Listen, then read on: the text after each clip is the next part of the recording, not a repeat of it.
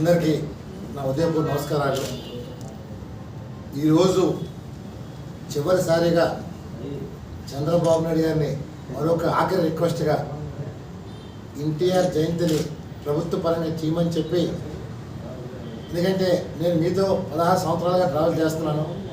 నేటి వరకు కూడా ఏ రోజు కూడా నాకు ఇది కావాలని చెప్పి కూడా రాలే.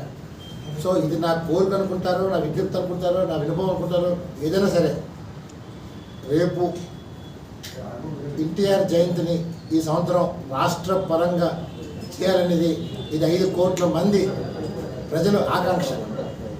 ఈ ఆకాంక్ష కోసం నేను చేస్తున్నాను తప్ప ఇందులో నాకు ఎటువంటి స్వార్థం లేదు. మనం చేస్తున్నాను. ఎన్టీఆర్ గారి మరణం జనవరి 18, నా జననం జనవరి 18. అలా డెఫినెట్గా ఎన్టీఆర్ గారు తెలుగు జాతి గౌరవం నిలబెట్టింది, ఆత్మ నిలబెట్టింది ఎన్టీఆర్.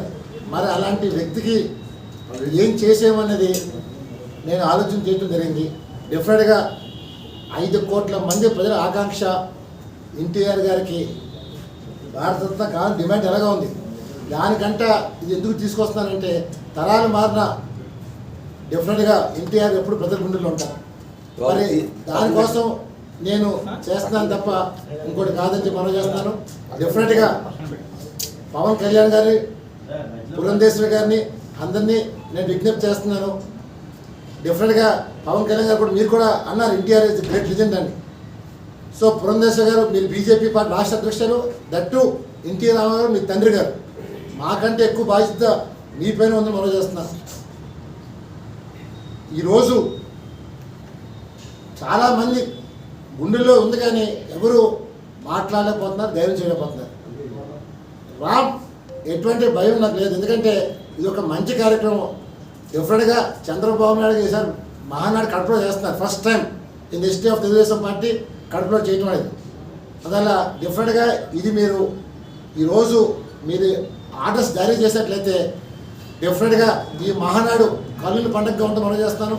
డెఫినెట్గా ఎన్టీ రామారావు గారిని చరిత్ర స్థాయిలో మీరు చేసిన కనుక వస్తుంది. ఒకటే కోరుతున్నా చంద్రబాబు గారిని, ఎందుకంటే it is a request to the CM of Andhra Pradesh to give orders and implement this NTR Jayanti as ప్రభుత్వ పరంగా. ఇది ప్రతి ఒక్కరు కూడా ఖండాల్లో, దేశ విదేశాల్లో కూడా అందరూ కూడా ఆకర్షిస్తున్నారు. డెఫినెట్గా ఇది మీరు ఇవ్వండి. డెఫినెట్గా ఆంధ్రప్రదేశ్ ఒక దసరా, దీపావళి అన్నీ కలిసి మొత్తం యావత్తు ఆంధ్రప్రదేశ్ ఇంటిగా పండగ ఉంటూ మనం చేస్తున్నారు. అదే మేము ఆశిస్తున్నాం. డెఫినెట్గా ఈరోజు చంద్రబాబు నాయుడు గారు ఆదేశాలు జారీ చేసి రేపులోగా జీవో వస్తే డెఫినెట్గా ఆంధ్రప్రదేశ్ చరిత్రలో ఎన్టీ రామారావు గారికి ఇది ఒక పెద్ద భారతరత్న కంట పెద్ద గౌరవం మనం చేస్తున్నాను. ఎందుకంటే నాడు కాంగ్రెస్ పార్టీ వారు ఆంధ్రప్రదేశ్ని చాలా హీనంగా చూస్తుంటే, మేము తెలుగువారు, మాకు రాష్ట్రం ఉందని చెప్పి పౌరుషం చాటి కాంగ్రెస్ పార్టీ గడగలాడించి ఓడించిన వ్యక్తి ఎన్టీఆర్. మరి ఆ రోజు ఎవరు కూడా సాహసం చేయలేదు. అందరూ ఎన్టీఆర్ కామెంట్ చేశారు, ఈయనేం చేస్తారని, దాన్ని తెలుగు సృష్టించారు. అందువల్ల ఎన్టీ రామారావు ఎప్పుడూ ఇలాంటి కామెంట్ కోరుకోలేదు.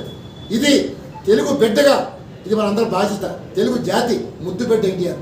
జనాలు ఆయన్ని భగవంతుడు చూశారు, కృష్ణుగా చూశారు, రాణుగా చూశారు. ఏ ఆఖరికి ఇందిరాగాంధీ గారు కూడా తెలియకుండా ఎన్టీ రామారావు బొమ్మ దండం పెట్టుకున్నారు. అప్పుడు నరసింహరావు చెప్పారు, మేడం అది మన ప్రత్యర్థి. అంటే అంత ఇమేజ్ ఉన్న ఎన్టీఆర్కి ఇది నిజంగా ఈవేళ చంద్రబాబు నాయుడు గారు కానీ నిజంగా ఆర్డర్స్ ఇష్యూ చేస్తే డెఫినెట్గా వీ సెల్యూటివ్స్ అని మనం చేస్తాను. డెఫినెట్గా ఆంధ్రప్రదేశ్ ప్రతిష్ట మరొక మెట్టి ఎక్కించడం మనం చేస్తున్నాం. జై హింద్.